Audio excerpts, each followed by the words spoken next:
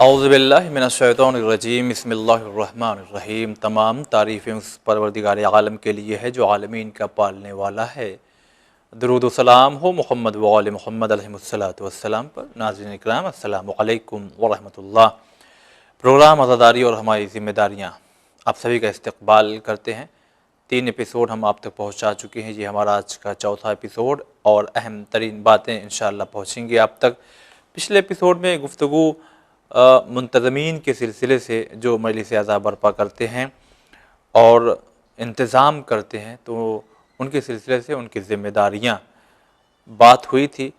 आज के लिए हमने ये वादा किया था कि खुतबा ज़ाकिरीन इनकी भी कुछ ज़िम्मेदारियाँ बताई गई हैं, मगर उसी में जो शुअरा हज़रात हैं, नवा ख़ान, पेशखानी करने वाले, उसी के साथ साथ वो लोग जिन्हें हम लोग ख़ुद हैं उसमें शामिल हैं, आज़ादार जो लोग आते हैं, शामिल होते हैं, हिस्सा लेते हैं, आकर के उसमें शिरकत करते हैं, उनकी भी क्या ज़िम्मेदारियाँ हैं, क्योंकि जानना ज़रूरी है। आइए जानते हैं, लेकिन उससे पहले इस्तक़बाल करते हैं आली जनाब मौलाना सैयद सफ़ी हैदर साहब का। अस्सलामु अलैकुम व रहमतुल्लाह। अलैकुम अस्सलाम व रहमतुल्लाह व बरकातुहू। क्या है ज़िम्मेदारियाँ जब कोई मजलिस अज़ा मुनक्किद करता है, तो अज़ादार की शक्ल में, यानी ये लोग जो शामिल होते हैं, किस तरह से आना चाहिए, कैसा एहसास होना चाहिए, कैसा अंदाज़ होना चाहिए, तहज़ीब अदब। बिस्मिल्लाहिर्रहमानिर्रहीम।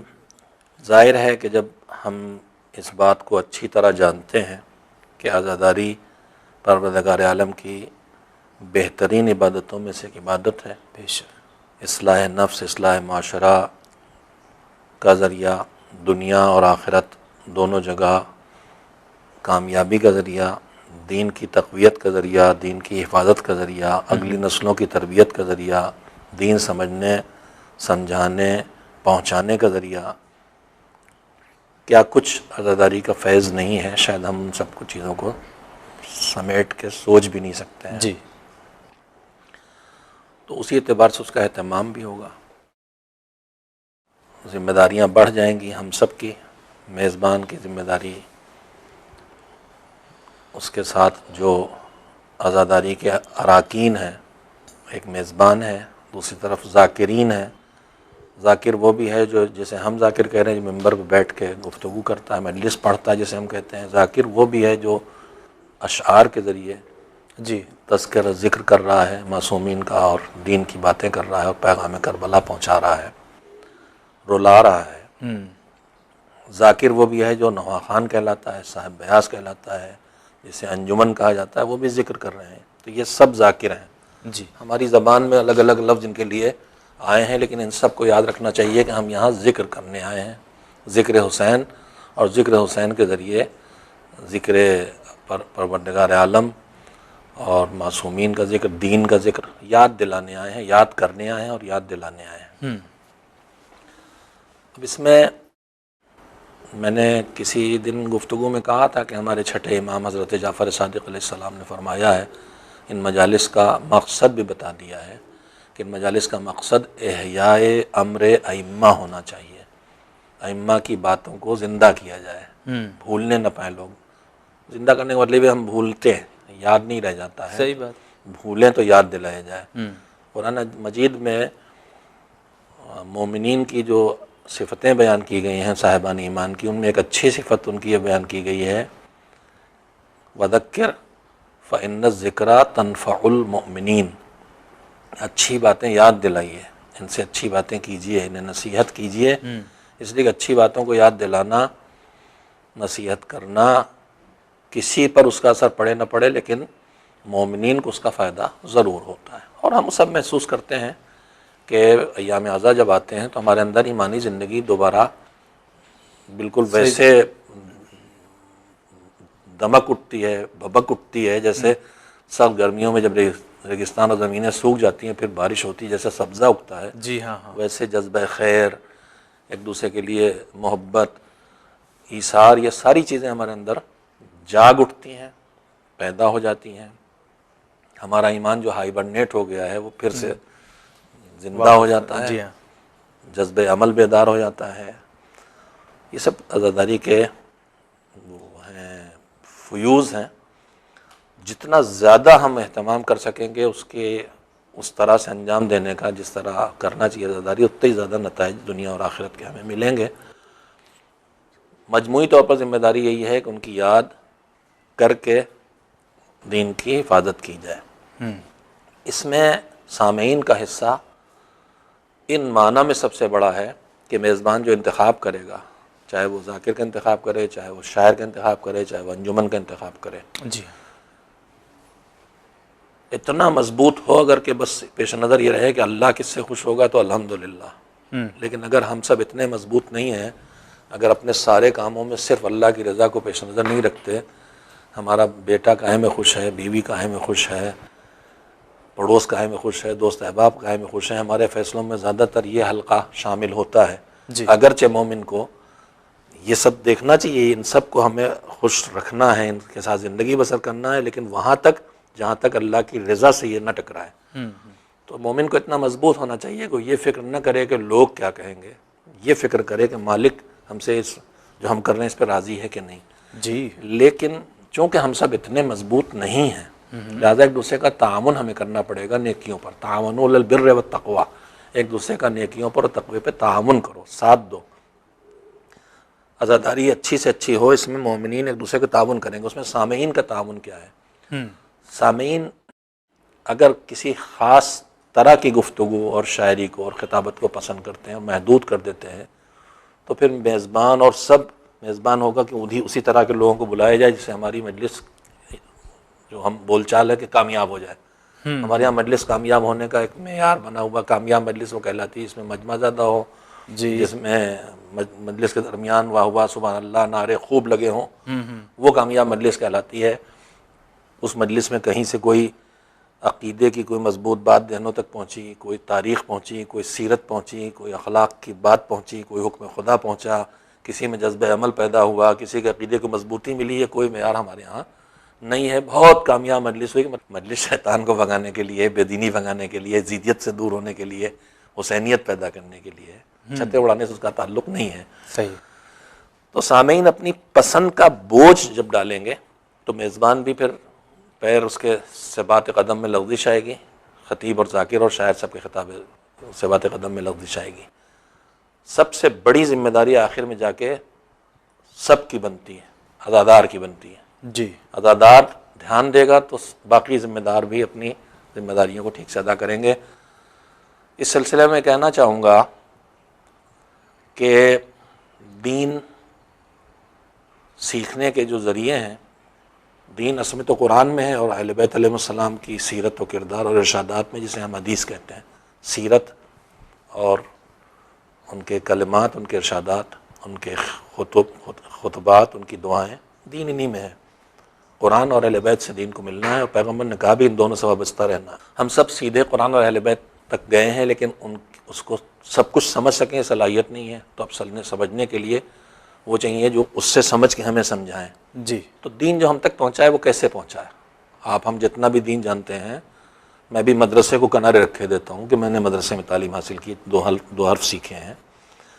उसको छोड़ के जो आम मोमिन है इस वक्त, दीन पहुँचने का ज़रिया क्या है? सबसे पहले माँ बाप की आगोश से मिलता है। जी हाँ।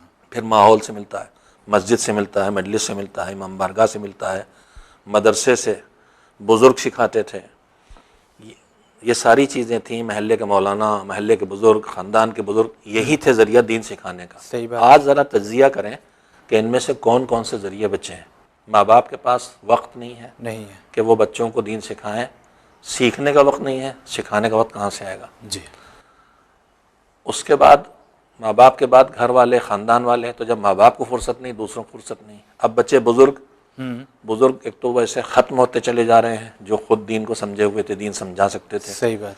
और जो हैं भी, तो आज हालात ये हैं कि अगर सगा दादा या सगी दादी या नाना नानी, पोते पोते, नवासी नवासी को कोई बात सिखाते हैं तो कभी कभी उनके माँ बाप को नागवार गुजरती है। ज़रा से डांट दिया किसी बात पे, ज़रा से सख्ती की तो उनको बर्दाश्त नहीं। तो आज बुज़ुर्गों को बेचारों को कहने की हिम्मत नहीं रह गई। कल ये सूरत हाल थी कि महल्ला का बुज़ुर्ग पूरे महल्ले का मुरब्बी और मौल्लिम होता था। आज घर का बुज़ुर्ग भी नहीं रह गया। महल्ले का कोई बच्चा बिगड़ता दिखाई दे तो महल्ले के बुज़ुर्ग डांट देते थे, और माँ बाप को पता चलता था तो शुक्रिया अदा करने आते थे कि मारिए, काट डालिए। जी जी वाकई, जब कहते थे ये बातें। खुद हमने अपने बचपन में उस्ताद से कहते थे कि आपके हवाले है, हड्डियाँ आपके पास हैं, गोश्त आपका है, हड्डियाँ हमारी, कुछ इस तरह की बातें करते जी थे। जी खैर वो सारी अफराद तफरी थी, लेकिन महल्ले के बुजुर्ग सिखाता था, मदरसे का मुदर्रिस सिखाता। आज हम मकातिब चला रहे हैं, सबसे बड़ी आफत यह है कि किसी मकतब में कोई मुदर्रिस ज़रा तंबीह कर दे, लड़ने के लिए आ जाते हैं। और जी इमाम जमात बेचारा, उस पर तो इतनी पाबंदियाँ, वो तो नौकर है, वो तो बोल ही नहीं सकता है बग़ैर मुतवल्ली साहब के, और जो मैनेजर साहब हैं उनकी मर्ज़ी के ख़िलाफ़ कुछ बोल देगा। दीन की कोई बात सिखाएगा, कहीं कोई साहब समझेंगे हमारे ख़िलाफ़ बोल रहा है, तो वो बेचारा कहाँ से सिखाए। और फिर अब इमामों का, इमाम जमात का और मौलवी और मौलाना जिन्हें हम कहते हैं उलमा, इस्तिखारा देखिए, निकाह पढ़ दिए, जनाजा पढ़ दिए, इतना ही काम रह गया है। दीन सीखना उनसे भी ख़त्म हो गया तकरीबन। तो अब दीन पहुँचे कहाँ से? न माँ बाप से, न बुज़ुर्गों से, न ख़ानदान के बुज़ुर्गों से, न महल्ले के बुज़ुर्गों से, न मदरसे और मकतब से, न मौलाना से। एक जगह बची है, मजलिस। पूरा दीन अब मजलिसी के ज़रिए मुंतकिल हो रहा। अगर हमने मजलिस को भी अपनी पसंद में महदूद कर दिया तो हमारी पसंद तो हमारे मालूमात के दायरे के अंदर रहेगी। जितना हम जानते हैं उसी में से कुछ अच्छा लगे, कुछ नहीं अच्छा लगे। हालांकि दीन तो पूरा ऐसा है कि सब अच्छा लगना चाहिए। सही बात है। जब अल्लाह ने उसे पसंद कर लिया तो हम कौन होते हैं कि उस दीन में से किसी हिस्से को पसंद करें, किसी हिस्से को पसंद न करें। जी हम खाली उसमें से तारीख़ पसंद करें, हमें सीरत अच्छी न लगे, या तारीख़ सीरत अच्छी लगे, अखलाक ना अच्छा लगे, अकायद का बयान अच्छा, तो हम कौन होते हैं? हमें तो पूरा दीन पसंद होना चाहिए। जी लेकिन अगर हमने अपनी पसंद और नापसंद से के अंदर फरमाइश की तो हम एक ही ज़रिया बचा था दीन सिखाने का, मजलिस, उसको भी हम अपनी पसंद के दायरे में रख के उस दरवाजे को भी दीन सीखने और सिखाने के बंद किए दे रहे हैं। लिहाजा मैं हाथ जोड़ के अपनी कौम से गुजारिश करूँगा कि आप अपनी पसंद से महदूद न करें, आप मेयार ही बनाएं कि अल्लाह को क्या पसंद है, क्या पढ़ा जाएगा तो हज़रत ज़हरा को अच्छा लगेगा, जहाँ क्या बात होगी कि इमाम हुसैन पसंद करेंगे, मौला अली पसंद करेंगे। और ये अपने उस जाकिर पे छोड़ दें। जाकिर का इंतखाब पहले गुफ्तगू हो चुकी है कि साहिब इल्म होना चाहिए और साहिब अदालत होना चाहिए। जी जानबूझ के गलती न करे, हुब्बुन नफ्स का शिकार ना हो, अपनी ज़ात को प्रमोट करने के लिए मजलिस ना पढ़ रहा हो, दीन को फैलाने के लिए, हुसैन का नाम करने के लिए मजलिस पढ़ रहा हो, जी उस पर छोड़ दें। दीन के बहुत से हिस्से हैं, जैसे आज की दुनिया में एक्सपर्टाइज होते हैं लोग। पहले एक हकीम साहब एक नब्ज़ दे के दुनिया के हर बीमारी का इलाज करते थे, आज हर हिस्से बदन का डॉक्टर अलग हो गया। अलग अलग, आँख का अलग है, नोज़ एंड थ्रोट का अलग है, और हर फिर उसके अंदर भी अब दिल का एक ही डॉक्टर है। न जाने कितनी ब्रांचेज हैं। तो दुनिया जितनी बढ़ रही है, हर इल्म में शोबे बढ़ रहे हैं। दीन पूरे निज़ाम दुनिया के बारे में अल्लाह की तरफ से हिदायत का मजमुआ है।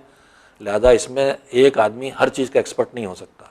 सही बात। हो सकता कोई अकायद का एक्सपर्ट हो बयान करने का, कोई अखलाकियात का एक्सपर्ट हो, कोई तारीख़ का एक्सपर्ट हो, कोई मुनाजरे का एक्सपर्ट हो। मुनाजरे का मतलब गालम गलौज नहीं, मुनाजरे का मतलब यह है कि वो दलीलें देना जिससे मुकाबले में जो दलीलें, गलत दलीलें दी जा रही हैं, उनकी गलती दुनिया के सामने आ जाए और सही बात सामने आ जाए। कोई इल्म कलाम का एक्सपर्ट है तो हम मुंतखब करें, बदल बदल के ऐसे ज़ाकिरीन को लाते रहें जो अलग अलग उनकी एक्सपर्टीज़ हों, ताकि उनके ज़रिए पूरा दीन हम तक पहुँचता रहे। ये गुंजाइश हमें छोड़ना चाहिए और ये काम सामीन कर सकते हैं। वाकई।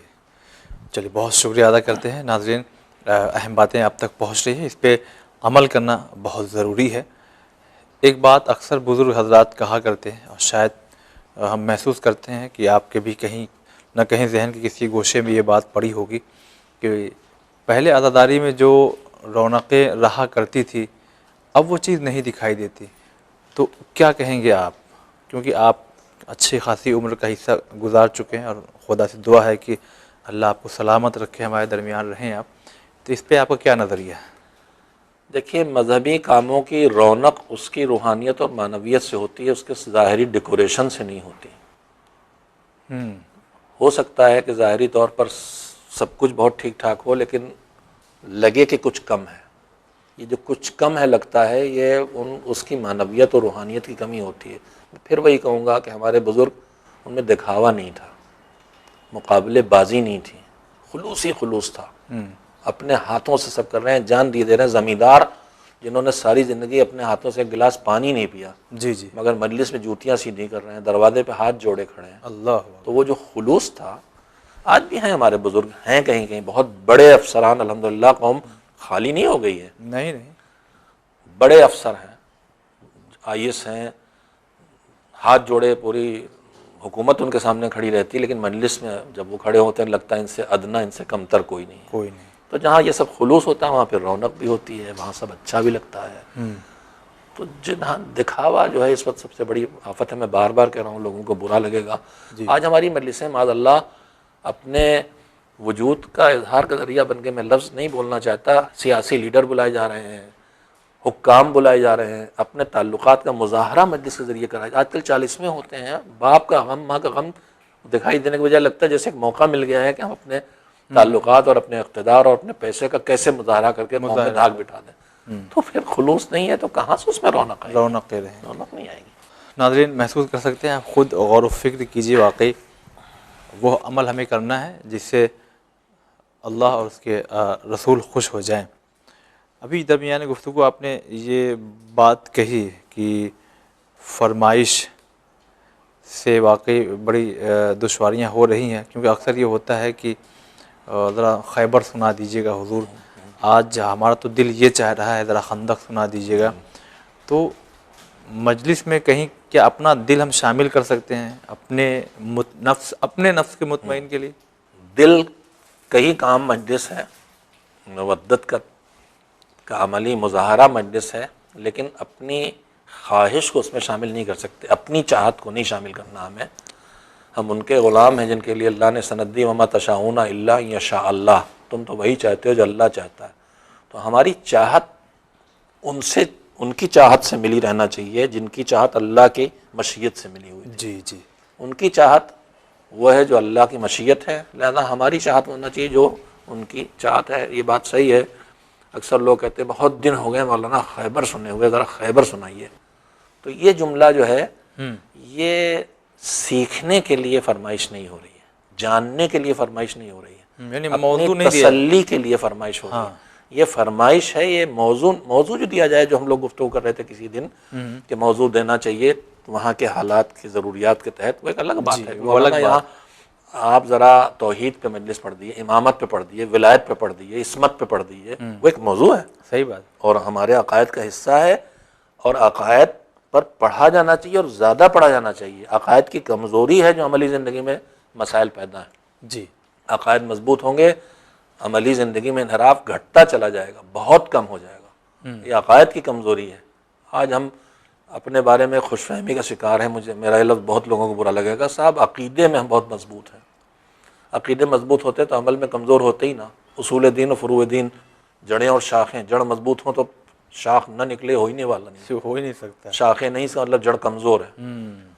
तो फरमाइश अलग चीज़ है और मौजू देना अलग चीज़ है।